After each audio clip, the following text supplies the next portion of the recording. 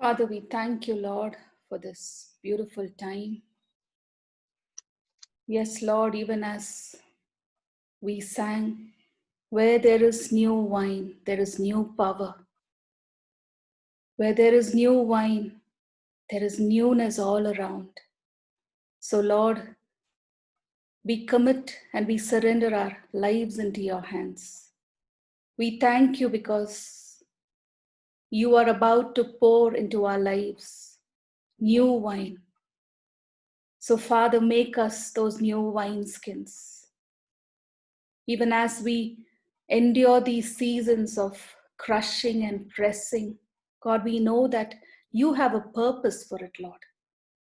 You are bringing us through the season so that out of us will flow in that new power.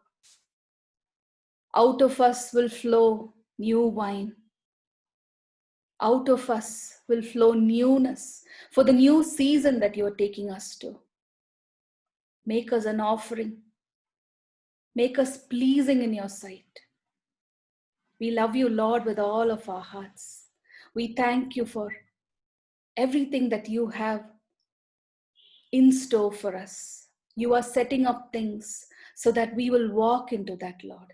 You are preparing us, your bride, to walk into those new things. Thank you for your plans. Thank you for your purposes. Lord, we are gathered here to listen to your heart. Your sheep hears your voice. And your word says that you want to reveal your word. You want to reveal your heart to your bride. We have come to listen to your voice, Lord. Speak to us. We are ready to listen. We thank you for this time. We worship you. We love you. In Jesus' precious name we pray.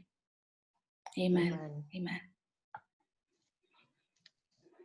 Good afternoon and welcome once again, each one of you, for joining us today for our Daniel's prayer. As mentioned earlier, we do this prayer once every month, the last Wednesday of the month. And the purpose of this prayer is to cry out to God on behalf of our church, on behalf of the city, on behalf of the nation and the nations.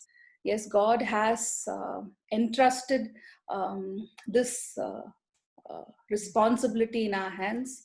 So we want to partner with him in seeing the establishment of God's kingdom here on earth. So thank you for joining us today.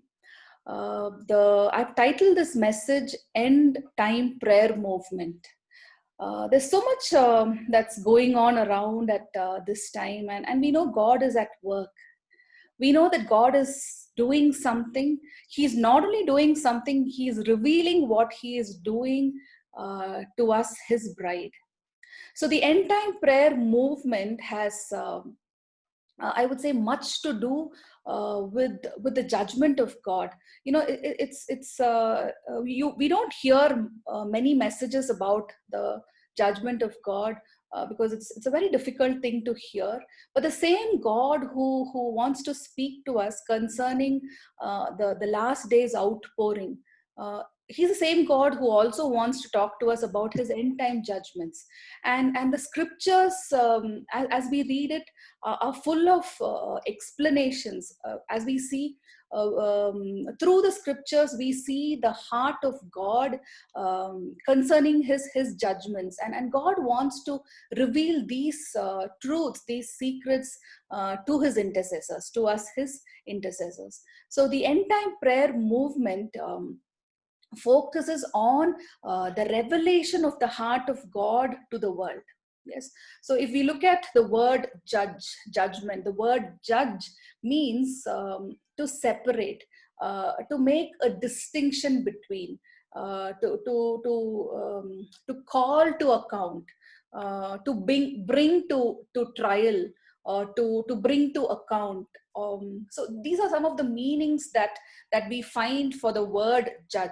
So what does God want to tell us? The Bible talks about, or it's got a lot of references about the day of judgment as a time where we as his people are going to be judged by Christ for everything that we have done here, we are doing here on earth.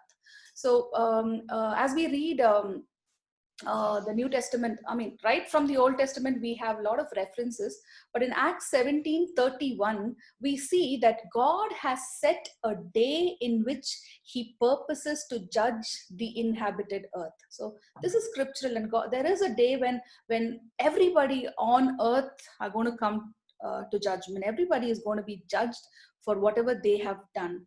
And we see in John 5:22, we see that the Bible says that Christ will act as a judge. Jesus is going to be the judge, where he says in John 5:22, moreover, the Father judges no one, but has entrusted all judgment to the Son. Okay, so the King of Kings, the Lord of Lords, who came as Messiah to save the world, is coming back as the judge of the living and the dead. So we're going to see some scriptures even before moving into the dynamics of the end time prayer movement. We want to know what the Bible talks about the end time judgment. Let's turn our Bibles to 1 Corinthians chapter 4, verse 5. 1 Corinthians 4:5. Therefore, judge nothing before the appointed time. Wait until the Lord comes. He will bring to light what is hidden in darkness and will expose the motives of the heart. At that time, each will receive their praise from God. 2 Corinthians chapter 5, verse 10. For we must all appear before the judgment seat of Christ, that each one may receive the things done in the body according to what he has done, whether good or bad. Moving on to Matthew 12, 36 to 37. But I tell you that everyone will have to give account on the day of judgment for every empty word they have spoken. For by your words you will be acquitted, and by your words you will be condemned. 2 Timothy chapter 4, verse 1. I solemnly charge you before God and Christ Jesus, who is to judge the living and the dead, and by his manifestation and his kingdom. So there are much more, so many other scripture verses that we can read, but just to bring out the aspect of what the Bible talks to us about the end time judgment, and what has that to do with us, his intercessors. So God is speaking to us about not only the end time outpouring of the Spirit, which obviously as his bride, as a church, as his children, we are getting prepared for that. The Bible also exhorts us to prepare ourselves, to prepare our lives to be ready, because there is coming a time when Jesus is going to judge the living and the dead. Yes, so this is this revelation of his coming judgment, the intricate aspects of that, God wants to reveal that to his intercessor. An intercessor is one who knows the heartbeat of God. So intercessor is one to whom God reveals his heart. So as this revelation of the coming judgment is released or is revealed to the intercessor is provoked to do two things. What are the two things that as intercessor we would be doing? The first thing is to stand before God to secure mercy on behalf of that remnant who has been condemned for judgment. Yes, so we are here to reveal the heart of God, saying God is not only a God who wants to judge people, he is a God who wants to release his mercy. So mercy triumphs over judgment. We read that in James chapter 4. So here, as intercessors, we are here to stand before God to secure that mercy on behalf of the remnant. The second thing is to stand before people, to stand before the remnant, to speak to them about God's mercy. Not only receiving God's mercy on behalf of the people, but to speak, to reveal, to tell people, to go out and reveal the heart of God to those people who need to hear it. Okay, so as intercessors, we are not only here standing in the gap on behalf of them, pleading for God's mercy. We are also here to reveal the love. We are here to reveal the mercy. We are here to reveal the plan of God concerning each one. So that is what, as an intercessor, we receive these revelations. We receive these predictions of judgment as an invitation from God. Amen. So it is an invitation from God calling us to stand there in the gap on behalf of the nations. So as an intercessor, we recognize the need of God.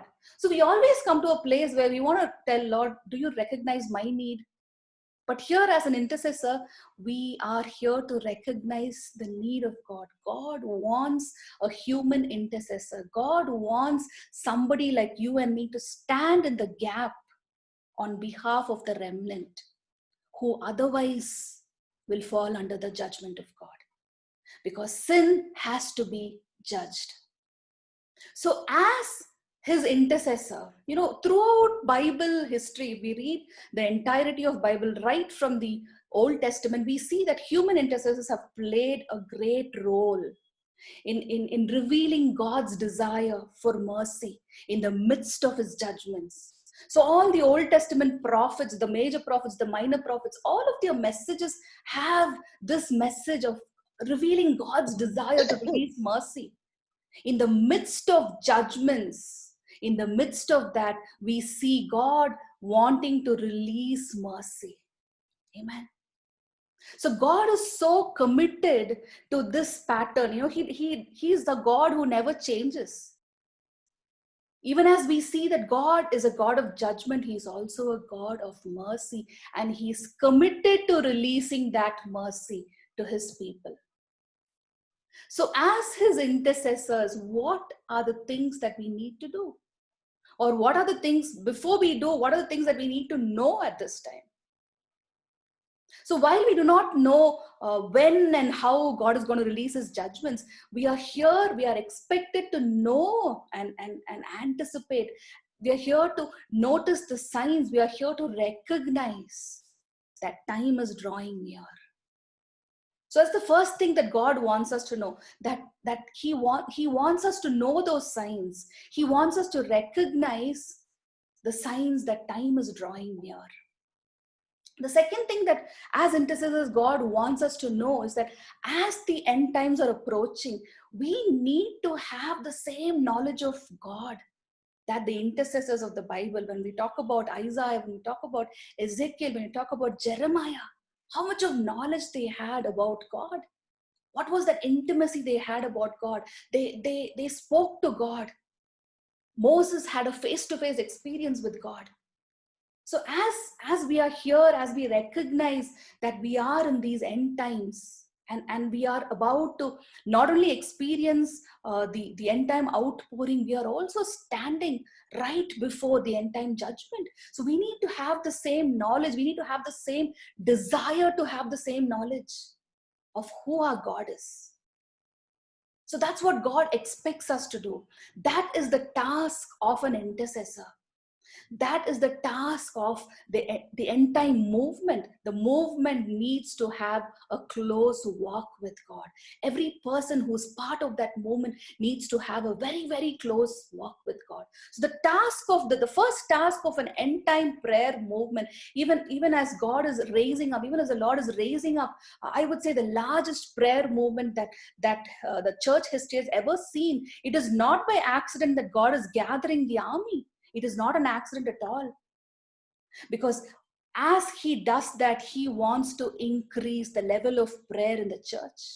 He wants His bride to be watching and waiting. He wants the bride, He wants the church to be prepared for that end time assignment that God has for us. So here we are taking our place as His intercessors, knowing the heart of God. So I believe all across the earth, even as we are sharing this message, I believe that the Holy Spirit is raising up a huge a prayer movement, which I believe will culminate with the second coming of Christ. This is not our idea, but this is God's idea, because the Bible has been speaking about it. And I believe the Holy Spirit is stirring up the hearts of men and women all across the world with a new spirit of prayer. I believe this is the time where many of God's people, where a multitude of ministries, multitude of churches, different denominations are aligning themselves. They're coming together without any differences, without any cultural differences. They are aligning themselves with the commitment that Jesus told, I will build my church. He said, I will build my church and the gates of hell shall not prevail against it. So it will be in such a way that he himself will call his church, his house, to be a house of prayer for all nations. Now we read that right in the Old Testament, Isaiah 56. Isaiah 56 verse 7, we read, these I will bring to my holy mountain and I will give them joy in my house of prayer. Their burnt offerings and sacrifices will be accepted on my altar, for my house will be called a house of prayer for all nations. Amen. Amen. So I believe that's where we are heading to. That's where we are going to, where we are multitude of ministries, irrespective of our differences, our cultural backgrounds, we are coming together for that move, for that mighty move of the Spirit. Hallelujah. So the scripture as we read describes several characteristics of the end time prayer movement. Yes, there are several characteristics that we can see right from the Old Testament. What are the characteristics that we will be able to identify an end time prayer movement? So even I believe even as people come together, from different places, from different cultural backgrounds, from different geographic locations, as they begin to come together to pray, the spiritual atmosphere over those places, over those cities, over those nations and regions are beginning to be changed. Our prayer changes the spiritual atmosphere. Spiritual darknesses are being driven back. And these strongholds are being completely dismantled. I believe even as we begin to pray, as we begin to come together from different places all across the globe, I believe the Holy Spirit releases new anointing, because that is required for the end time harvest. Because Jesus clearly said that the gospel of his kingdom will have to be preached. So our prayers, even as we lift our prayers, the spiritual atmosphere over these geographic locations, wherever people have been held in darkness, we may not know that, but the Spirit of God knows. So our prayer aids in releasing the power of God over those geographical regions. So right from the book of Genesis to the book of Revelation, we see that the Bible talks about several characteristics of an end time prayer movement, out of which we're just going to be defining 7 characteristics. Yes, the major characteristics of the end time prayer movement. And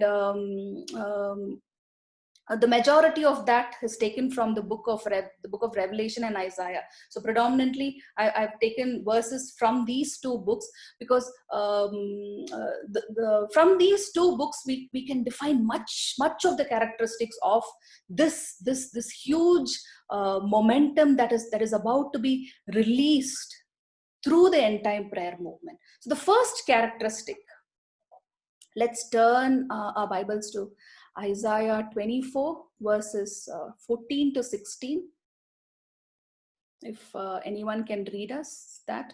Isaiah 24, 14 to 16.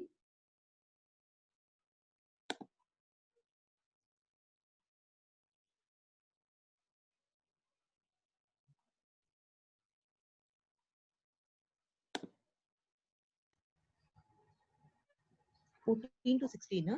Yeah. They raise their voices, they shout for joy from the west, they acclaim the Lord's majesty. Therefore, in the east, give glory to the Lord. Exalt the name of the Lord, the God of Israel, in the islands of the sea. From the ends of the earth, we hear singing, glory to the righteous one. But I said, I waste away. Woe to me, the treacherous betrayer, with treachery, the treacherous betrayer. Isaiah 24. Yeah, Isaiah 24, 14 to 16. Yes. Can we read Revelation chapter 4, verse 8 to 11?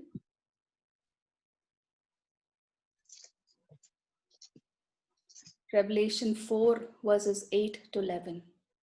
And the four beasts had each of them 6 wings about him, and they were full of eyes within, and they rest not day and night, saying, Holy, holy, holy, Lord God Almighty, which was and is to come.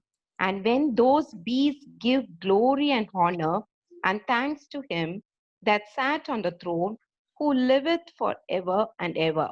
The 24 elders fall down before him that sat on the throne and worship him that liveth for ever and ever, and cast the crowns before the throne, saying, Thou art worthy, O Lord, to receive glory and honor and power, for thou hast created all things, and for thy pleasure they are and were created.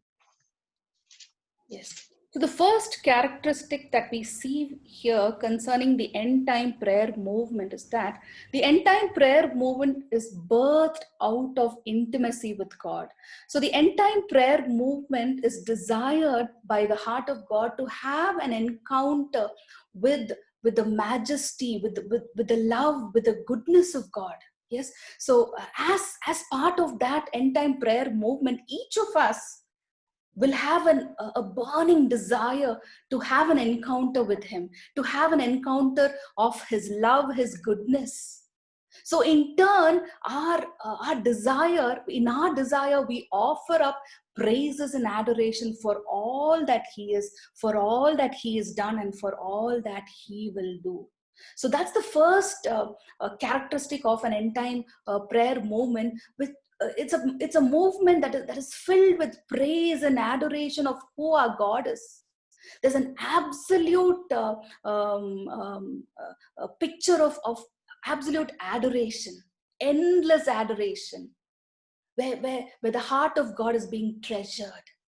Amen. So there is an intense desire. This prayer movement has an intense desire to extol the worth of God, who this God is.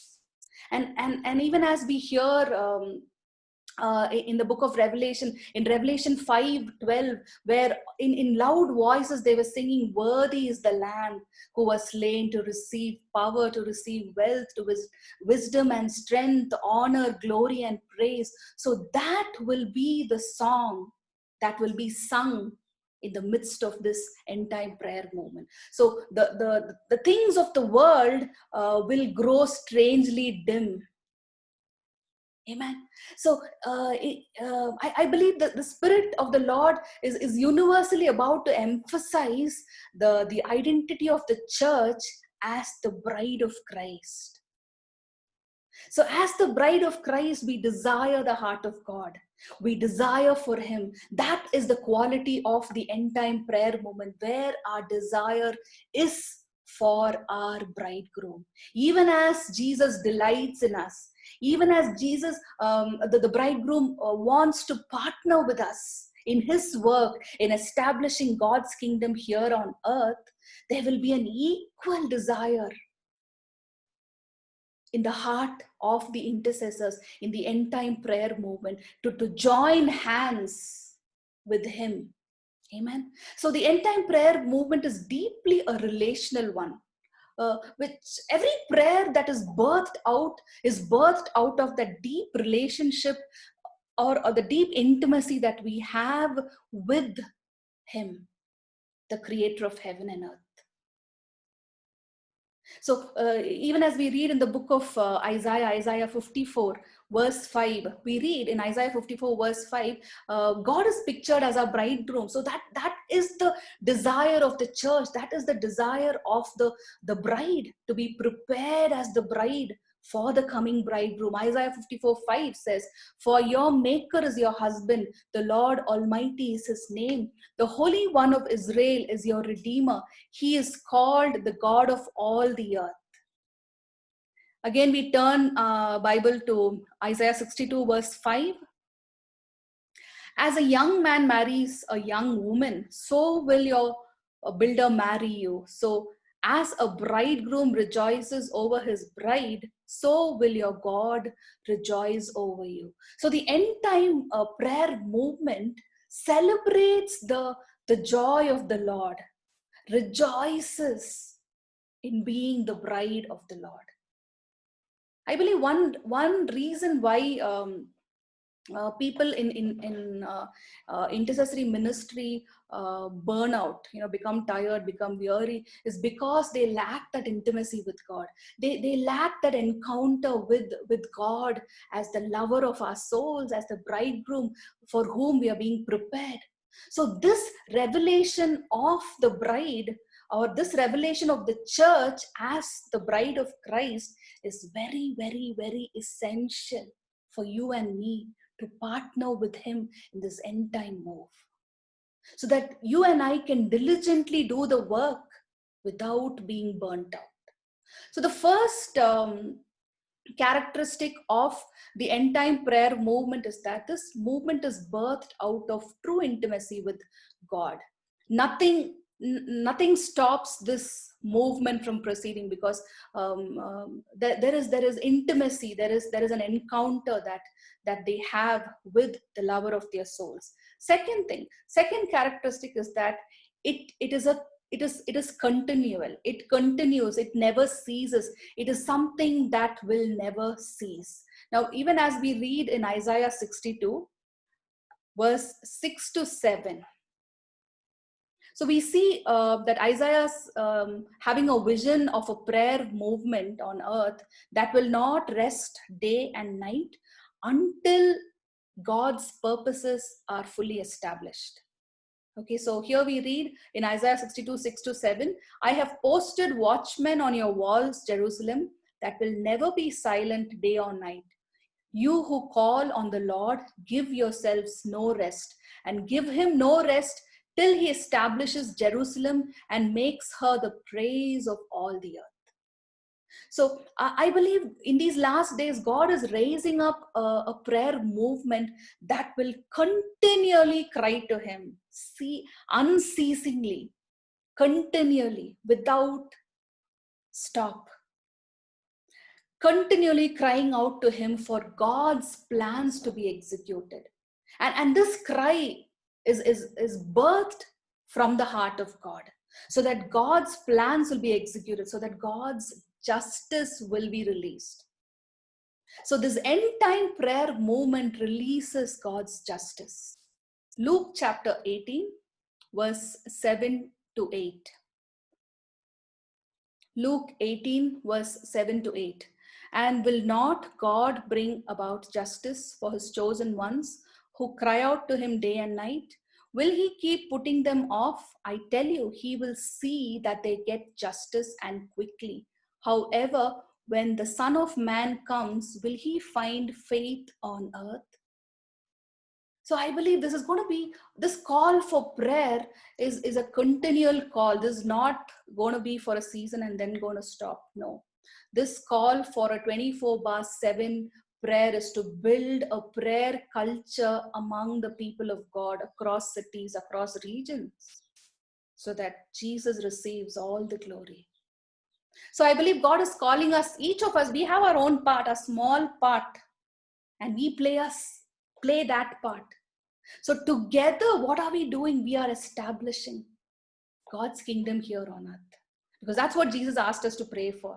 May your kingdom come, may your will be done here on earth, even as it is in heaven. So the second characteristic is that it's going to be continual, non-stop, 24/7. Third characteristic of the end time prayer movement is that it is going to be a global movement. Yes. So throughout scriptures, we see that there are prophecies about the end time prayer movement that will extend all across the earth, even to the most remotest, most difficult to reach places. Isaiah prophesies that even the remote islands, God's people are going to lift up their voices in worship, not only in worship, in intercession. Let's read that. Isaiah 42, verses 12 to 14. Isaiah 42, 12 to 14. Let them give glory to the Lord and proclaim his praise in the islands. The Lord will march out like a champion, like a warrior, he will stir up his zeal. With a shout, he will raise the battle cry and will triumph over his enemies. For a long time, I have kept silent. I have been quiet and held myself back. But now, like a woman in childbirth, I cry out, I gasp, I pant. So that talks about the true heart of an intercessor. There is a cry out of the heart of an intercessor, which is similar to the pain of a woman in childbirth. So the cry that arises from the heart of an intercessor is nothing but the heart of God being released through that intercessor. And the scripture says, Isaiah says, that this type of a move is going to be global, because even the islands, it starts with saying, let them give glory to the Lord and proclaim his praise in the islands, because the Lord is going to march out like a champion. And he says he's going to shout his and raise the battle cry. It talks about the spiritual warfare prayers that are going to rise up from the mouths of these intercessors. Malachi chapter 1 verse 11. My name will be great among the nations, from where the sun rises to where it sets. In every place, incense and pure offerings will be brought to me, because my name will be great among the nations. So this is what Malachi says, that among the nations, from where the sun rises from the east to the west, he says, every place, incense is nothing but the prayer of God's people. That is going to arise. And he says, these will be brought before me, because my name will be great among the nations. We are here to declare that the name of the Lord among the nations. So what is stopping us from praying? Because he says the nations are going to pray. The islands are going to join in prayer. Zechariah 12:10. I will pour out on the house of David and the inhabitants of Jerusalem a spirit of grace and supplication. They will look on me, the one they have pierced, and they will mourn for him as one who mourns for an only child, grieve bitterly for him as one grieves for a firstborn son. So Zechariah again, he's talking about a time where a spirit of prayer, a spirit of supplication is going to be released upon the people, upon the inhabitants, upon the bride, upon the church of God. And he says, they will look to me and they will mourn. That is intercession, repenting, mourning, bitterly crying on behalf of the people of God, that God's mercy will be upon them. So is that what we see right now? Do we see that? Do we see the move of God among the nations? That's a third characteristic, that this end time prayer movement will be a global one. Fourth, most important, the end time prayer movement will usher the greatest harvest of souls. Now the Bible is talking about a time where we're going to see an end time harvest. And what is going to cause that end time harvest? This is the end time prayer movement is going to be instrumental in ushering the greatest harvest of souls we have ever seen in history. In Luke chapter 10 verse 2, we read Jesus asking his disciples to pray. He told them, the harvest is plentiful, but the workers are few. Ask the Lord of the harvest, therefore, to send out workers into his harvest field. Is that our prayer? Is that your prayer today? Because the harvest is plentiful. The workers are very few. The intercessors are very few. Ask the Lord of the harvest. Only He can bring in, only He can send out the workers into the harvest field. Because the greatest harvest is about to be seen. Matthew 24:14. And this gospel of the kingdom will be preached in the whole world as a testimony to all nations, and then the end will come. You and I will not be able to go to the ends of the earth. We may not be able to preach the whole world, but our prayers, even as we pray from our own homes, our prayers will release God's power. Our prayers will set the spiritual atmosphere for God's word to reach the ends of the world. Even as we pray, doors will be opened for God's people to enter there. So can we partner with Him? Can we partner with Him in this end time move of God?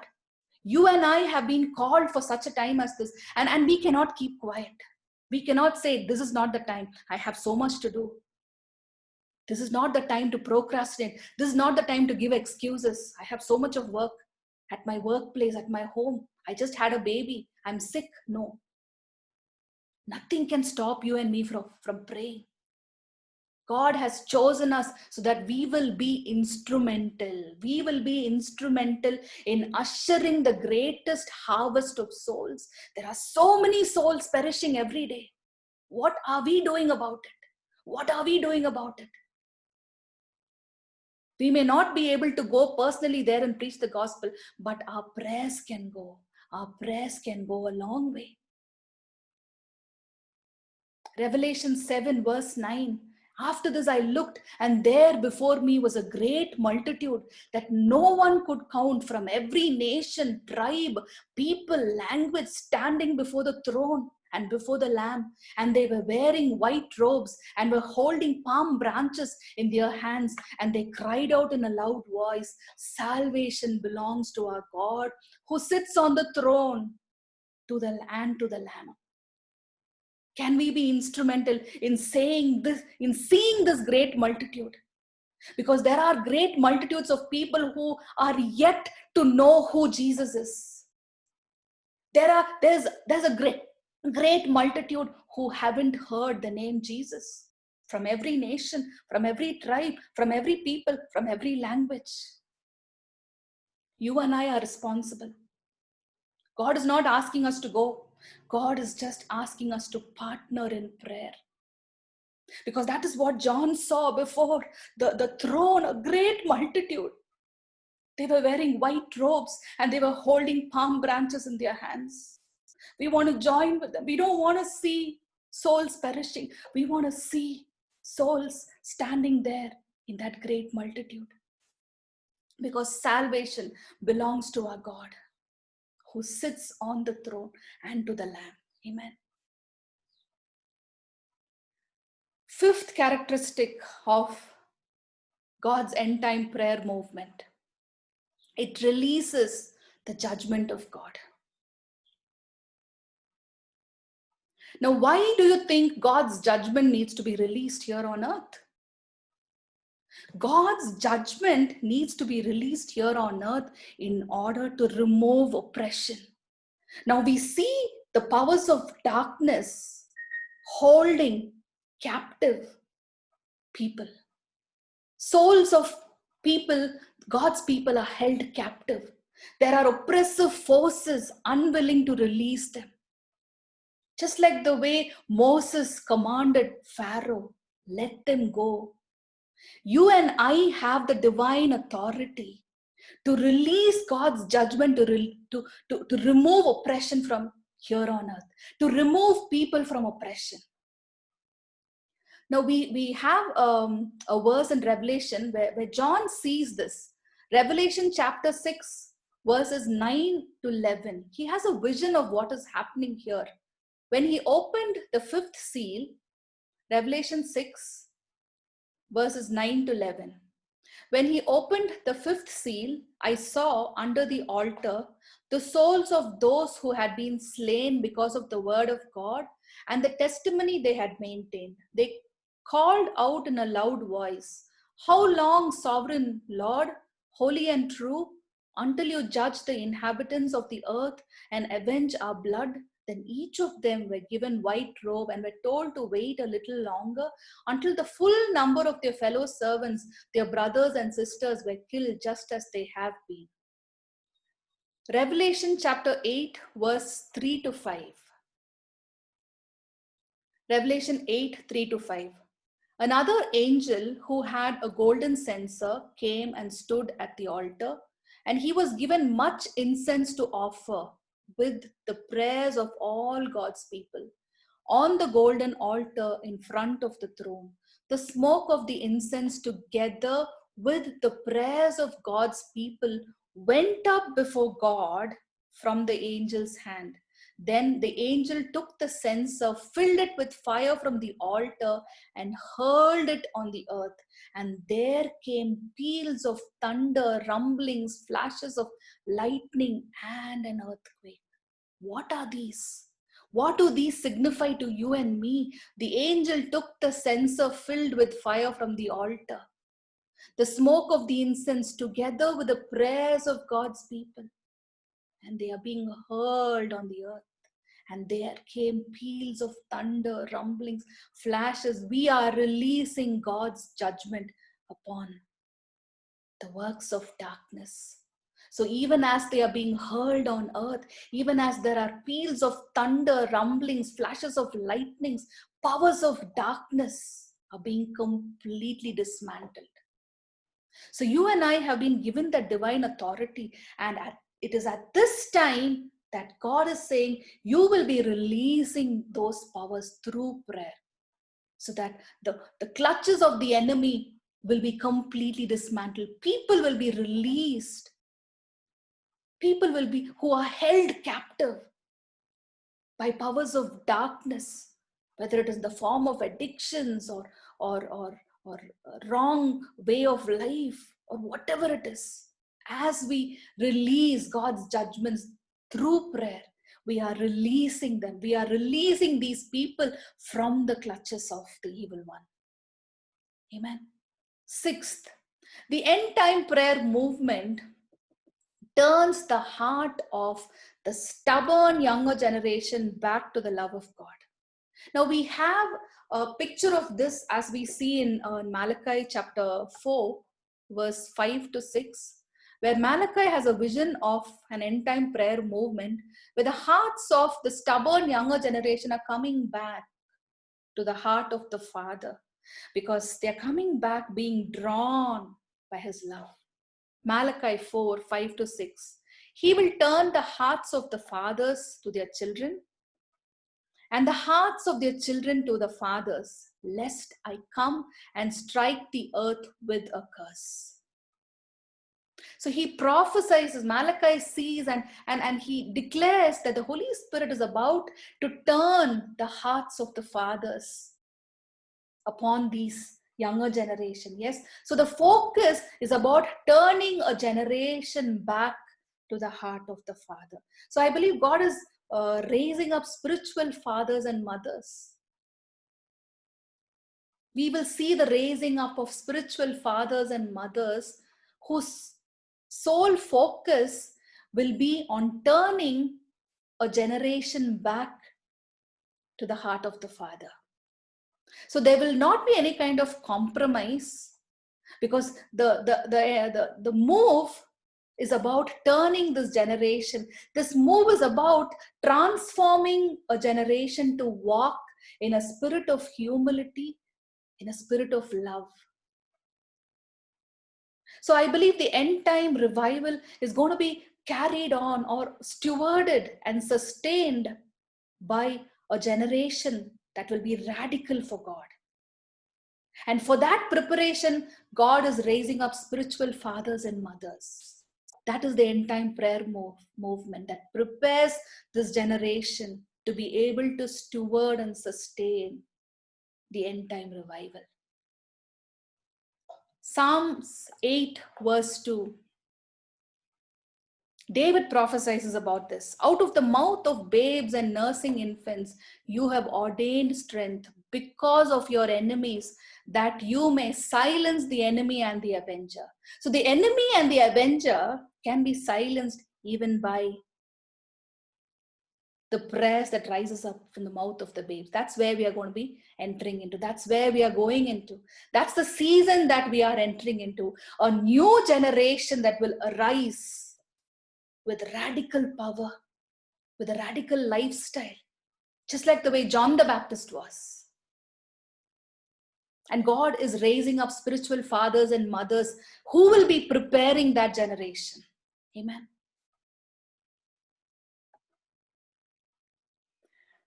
Lastly, seventh, the end time prayer movement will be characterized by great unity.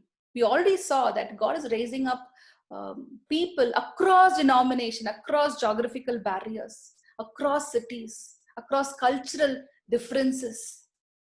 And God is bringing in a new kind of a unity. Yes. So the end time prayer movement will be characterized by a peculiar type of unity, where people are going to walk in that unity so that effectively they will be able to see the establishment of God's kingdom here on earth. Now we see in the Gospel of John, this is the prayer that even Jesus makes in the Gospel of John, chapter 17, verses 21 to 23. John 17, 21 to 23.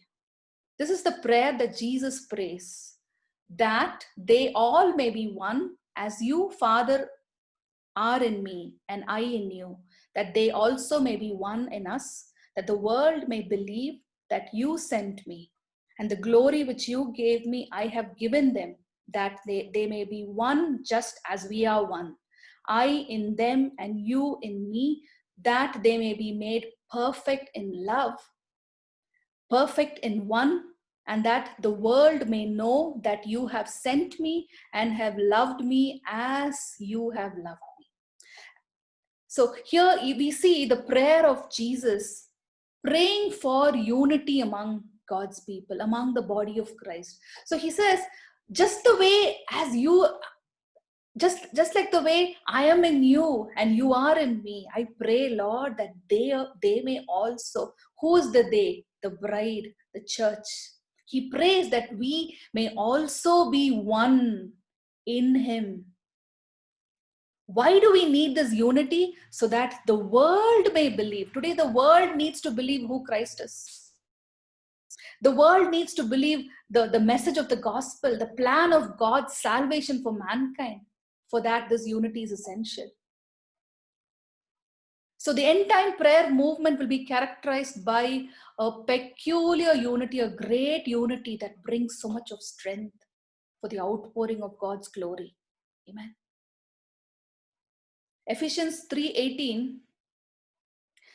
This is the prayer that Paul makes. He says, so that you may be able to comprehend with all the saints. It is not only enough that we comprehend, try to understand the love of God, the power of God alone. We need to be able to comprehend and understand the love of God, the power of God, the working of God in these end times with all the saints. Yes, there needs to be a coming together, an ingathering, a coming together, a fellowshipping of saints of God in these end times. Amen. So the end time prayer movement will function with great cooperation, with great unity, because God has entrusted different aspects of his purposes and plans to each one of us. Each one of us in the body of Christ, we have different functionalities, and God has entrusted different responsibilities into our hands. Unless and until we come together in unity, we will not be able to see the establishment of his kingdom here on earth. We read in Psalm 133, the psalmist talking about this unity. Behold, how good and how pleasant it is for brethren to dwell together in unity. It is like precious oil upon the head, running down on the beard of Aaron, running down to the edge of his garments. It is like the dew of Hermon descending upon the mountains of Zion. For there the Lord commanded the blessing, life forevermore. So this is what the psalmist is seeing, when brethren, when the saints of God, when God's people, when the bride of Christ come together, this is how pleasant it is. It is like the precious oil of anointing that is poured upon the head, running down the beard of the high priest, running to the edge of his garments, descending upon the mountains of Zion. Because that is where the Lord will command his blessing. We want to see the blessing of the Lord. We want the end time anointing. So let's pray that God will give us that unity. So the Holy Spirit is calling us, his bride, to rise up in unity, so that this end time prayer movement will be something that is characterized by a peculiar unity, a different kind of unity.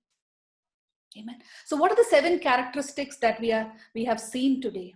The first is the end time prayer movement is birthed out of intimacy with God. Second, we saw that the end time prayer movement will be a continual one, a 24/7 unceasing prayer.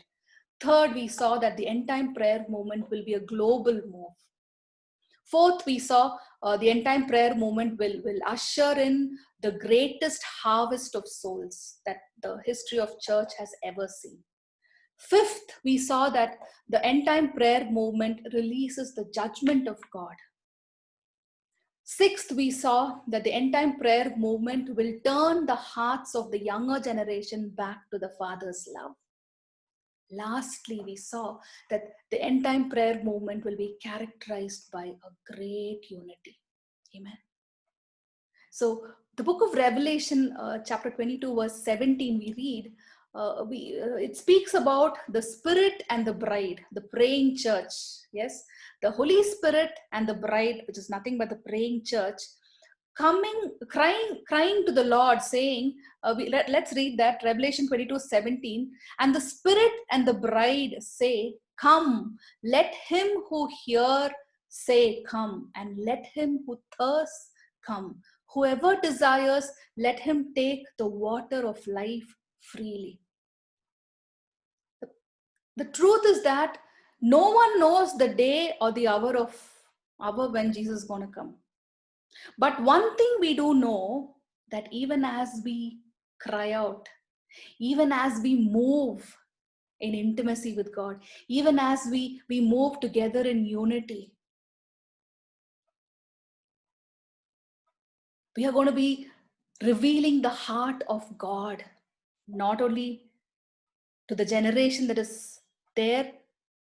We are going to release the heart of God to that remnant who otherwise would fall into the judgment.